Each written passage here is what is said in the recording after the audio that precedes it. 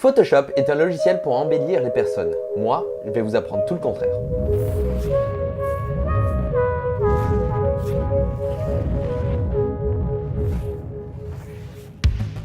Donc, comment rendre une personne moche avec Photoshop et en 2 clics? Alors tout d'abord, il va vous falloir Photoshop, n'est-ce pas?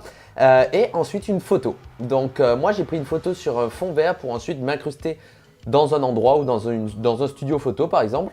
Donc voici à peu près le setup de Lightning que j'avais. Donc ensuite il va vous falloir vous travailler des expressions un petit peu hideuses comme vous pouvez le voir ici.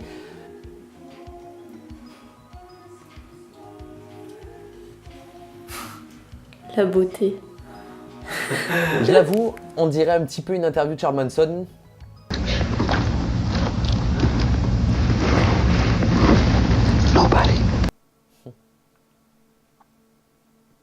Une fois que vous avez votre photo, il va falloir aller sur Photoshop pour utiliser un outil magique appelé l'échelle basée sur le contenu. Donc c'est parti, on va sur Photoshop, je vais vous montrer comment ça marche.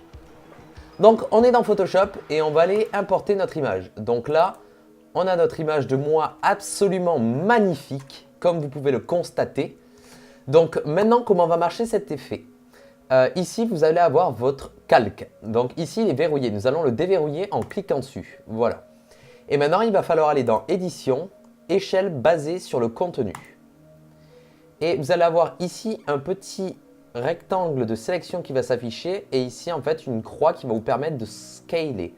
Donc en fait, l'échelle basée sur le contenu va tout simplement, en fait, comme son nom l'indique, changer l'échelle mais en fonction de son contenu. Ça veut dire qu'il va analyser l'image et va se dire ça m'a l'air important, donc on va le garder, on va essayer de conserver son échelle. Par contre, le reste, on va le diminuer.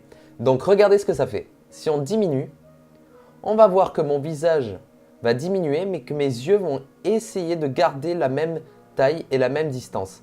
Donc il ne faut pas aller trop dans les extrêmes, sinon ça va faire quelque chose d'absolument affreux. C'est pas mal. Donc là, on peut voir qu'il y a des petits artefacts ici. Donc ça, c'est le risque en fait avec vos photos. Ça dépend en fait les photos que vous preniez. Donc moi, c'est sur fond vert, donc c'est un petit peu dégueulasse. Donc ce que vous pouvez faire, si vous avez fait une photo sur fond vert avant de faire ça, donc là, c'était la technique. Maintenant, on va essayer de se détourer en fait. Donc là, on va les détourer rapidement. Donc là, on prend les cheveux ici. Petit tips, si vous n'êtes pas trop chaud avec Photoshop, quand vous allez sélectionner avec votre baguette magique votre personnage, vous allez dans sélectionner et masquer ici et ça va vous ouvrir une autre fenêtre. Et ici à gauche, vous avez un outil de cheveux. Amélioration de contour s'appelle, mais c'est clairement pour les cheveux. Et tout simplement ici, en changeant le brush et en passant sur le contour des cheveux, vous voyez, ça va changer un petit peu la transparence de nos cheveux, donc pour récupérer des détails. Par exemple ici sur le contour, voilà, avoir des petits cheveux volatiles là aussi. Donc voilà, ça c'est sélectionné, on va faire OK. On peut faire un petit peu de contour progressif et de contraste, histoire d'avoir un meilleur détourage. Et on va faire OK. Donc maintenant, on va tout simplement créer un masque de fusion. Toi, tu te la fermes ici. Et ça va créer un masque en fait avec votre sélection ici. Donc maintenant, si on crée un nouveau fond, je vais vous montrer comment créer un petit peu un fond de photographe sans en avoir un. Donc tout simplement, vous allez créer un nouveau fond, un nouveau calque, pardon, et vous allez le faire de la couleur que vous voulez. Donc moi, par exemple, je vais le faire d'un gris ou d'un bleu foncé, par exemple, et désaturer ici. Voilà, et on va peindre donc notre fond. Donc là, ça fait pas très réaliste. Pourquoi? Parce que tout simplement, la couleur est unie. Il va falloir créer un petit peu des choses physiques qu'on aurait pu avoir si on avait pris notre photo sur un fond. Donc là, on va aller sélectionner l'outil dégradé, ici, en bas à droite, et on va faire un nouveau dégradé. Voilà, et on va prendre une couleur noire ici.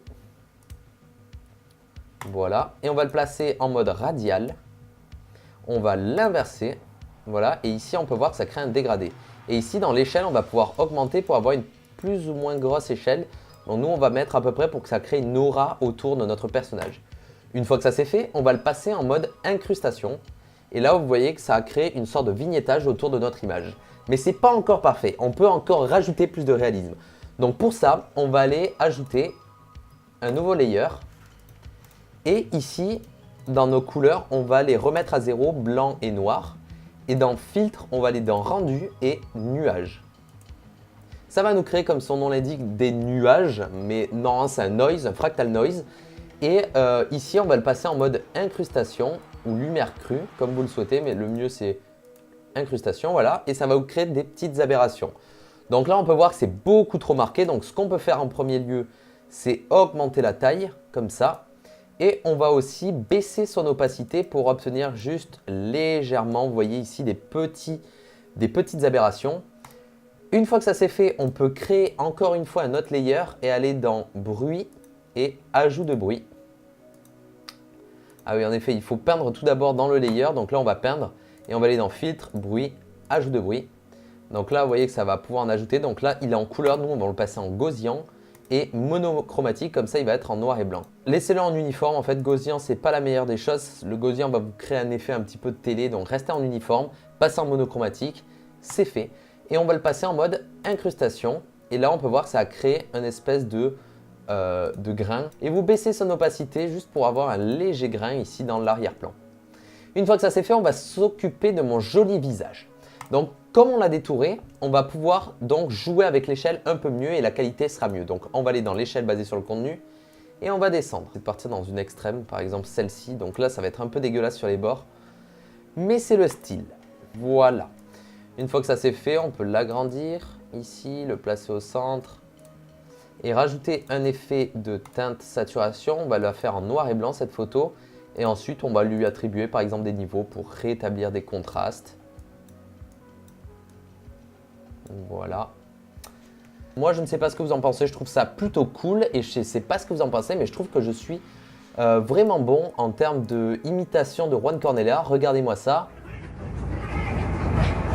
C'est magnifique, je suis absolument magnifique. Donc voilà, c'était un petit tutoriel sur un effet sur Photoshop. Donc là, j'ai dû faire un petit tutoriel, pas très avancé parce que je suis en train de bosser sur une vidéo qui devrait sortir lundi si j'arrive bien à gérer le son. J'espère que ce tutoriel vous aura plu et vous aura amusé. Si c'est le cas, je vous invite à aimer, partager et vous abonner. On se dit à lundi pour une prochaine vidéo et vendredi prochain pour un nouveau tutoriel. Ciao!